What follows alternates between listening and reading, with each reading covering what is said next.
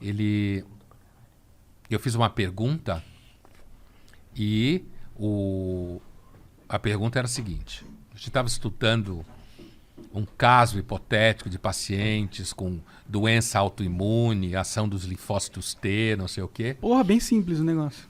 A imunologia é sempre complicada e meio meteorologia, assim. Não sabe direito como funciona. Até hoje. Caralho. Tem anticorpo, não tem Faz anticorpo, uma toma ideia. vacina, não sei o quê. É muito difícil. E aí eu fiz a seguinte pergunta.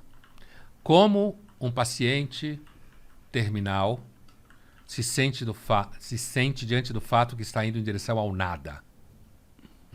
Caralho, isso é uma pergunta de filosofia, pô. Então, o professor olhou para mim como quem olha para um moleque bobo e falou assim, isso é uma pergunta... Ele falou assim, o senhor está na aula errada. O senhor devia estar na aula de filosofia.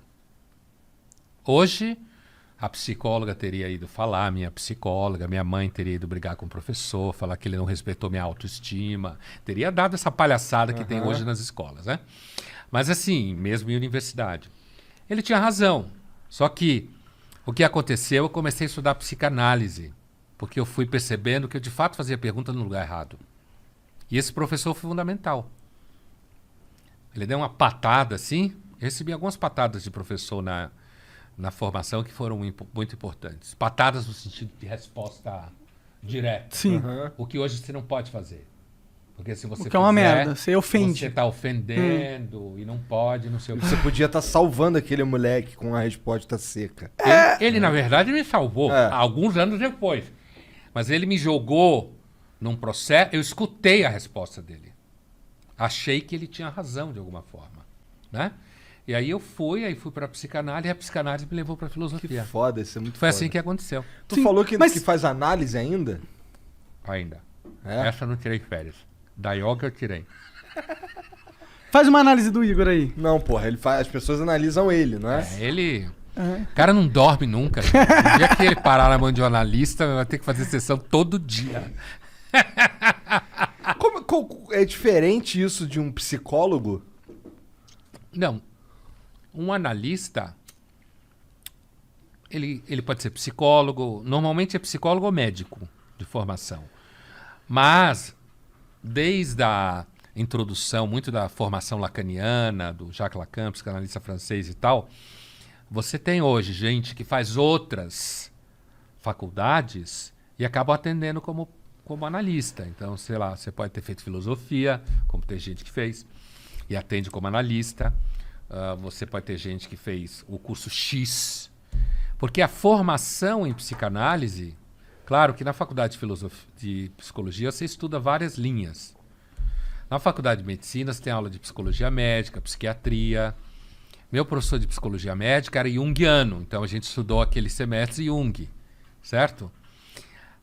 A formação em psicanálise você faz fora, né? Não na faculdade. Entendi. Você tem cursos de É um curso formação livre, em psicanálise. É um curso de especialização. Entendi. Não chega a ser livre. Entendi. Ele te É um dá pós. diploma, isso aí.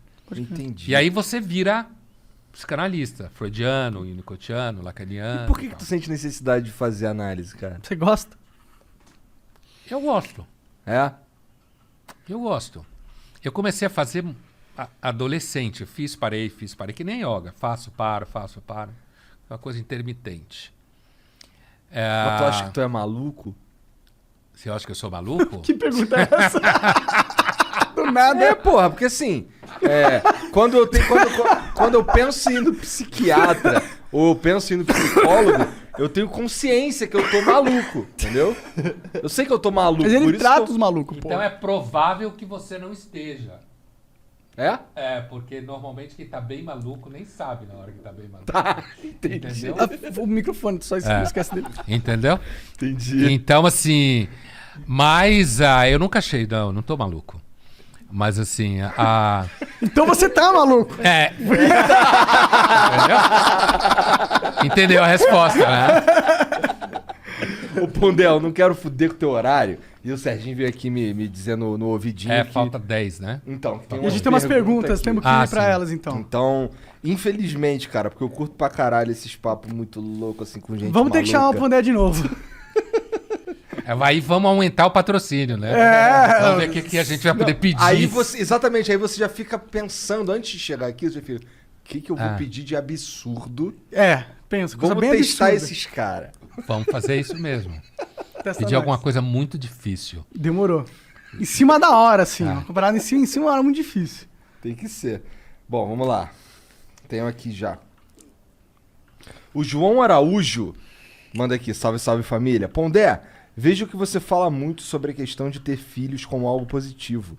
E eu enxergo isso como um dos principais pontos do porquê o Rio de Janeiro é tão ruim. Pode explicar mais seu ponto de vista sobre isso? Caralho? Ele é carioca? Deve ser. Eu sou carioca. Eu não acho que esse é o problema do suspeitava Rio. que você era carioca. É fácil, né? Ah. Mas eu não acho que esse seja o problema do Rio. Acho que o problema do Rio tá na política. Eu acho que o problema do Rio está em um monte de lugares. E muito mais a política do que no fato das pessoas serem filhos. Agora, eu entendo o que ele está dizendo. E isso era uma discussão que... Olha, eu entrei na faculdade de medicina em 79, né? E essa discussão já estava posta. Que era o seguinte...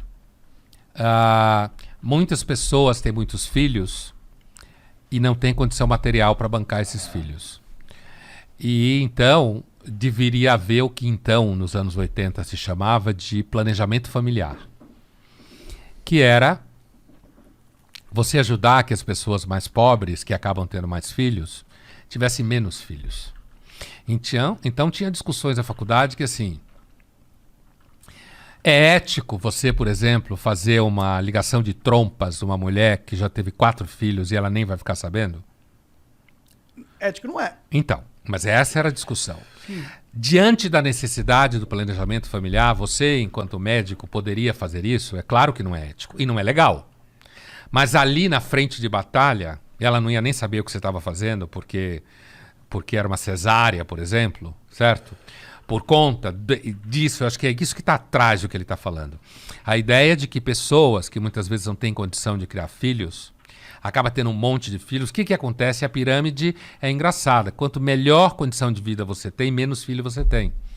Porque, inclusive, para as mulheres, se tiver mais filho, tem menos trabalho. Então, eu acho que o que ele está dizendo, e ele está perguntando porque eu digo que é positivo, não é simples assim, eu não estou dizendo que é positivo. Eu acho que a experiência de ter filhos é uma experiência bastante rica. Inclusive porque é problemática.